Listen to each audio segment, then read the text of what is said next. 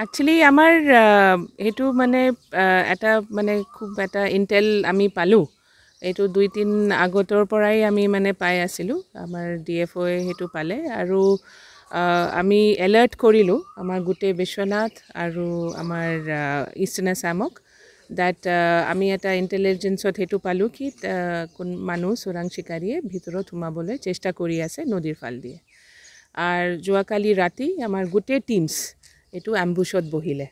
আমাৰ উত্তৰ পৰা হ'ল, আমাৰ বিশ্বনাথৰ পৰা বোট দি কৰা হ'ল আৰু আমাৰ ইষ্টাৰ্ণ আছামৰ পৰা আমাৰ চবে এলাৰ্ট কৰি গোটেই ৰাতি মানে এম্বুছত থাকিলে। এৰাহুতি কেম্পৰ ওচৰত প্ৰায় 3টাৰ পৰা 4টাৰ বজাৰ মাজত হেৰি কোনোবাই টৰ্চ লাইট বা এনেকুৱা এটা ফ্লেছটো পালে আমাৰ ষ্টাফে।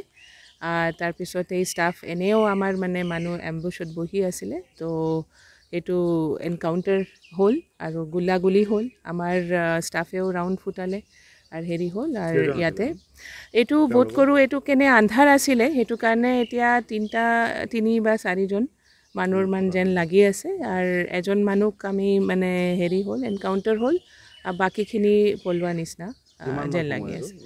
সেইটো ঘটনাটো আপোনাৰ মানে ৰাতিপুৱা একেবাৰে মানে 3টা আৰু 4টাৰ মাজত সেইটো মানে এইটো আৰ্মছ ৰিকভাৰ কৰা হ'ল আৰু লাইভ এমিউনিশ্যনো ৰিকভাৰ কৰা হ'ল।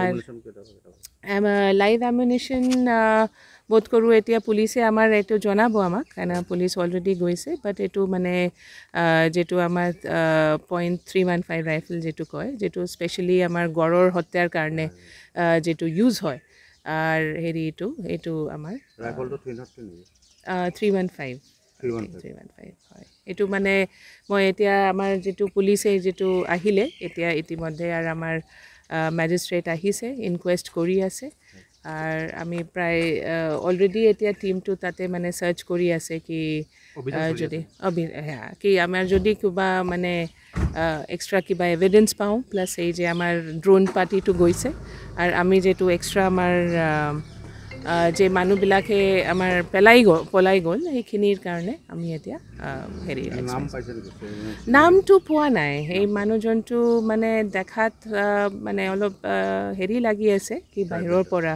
মানে হ'ব পাৰে, এইটো ট্ৰাইবেল টাইপৰ লাগি আছে দেখাত। মই এতিয়া দেখি আহিলোঁ, তো ডেফিনেটলি এইটো মানে ইয়াৰ মানে লোকেল নহয় মানে যেন লাগি আছে।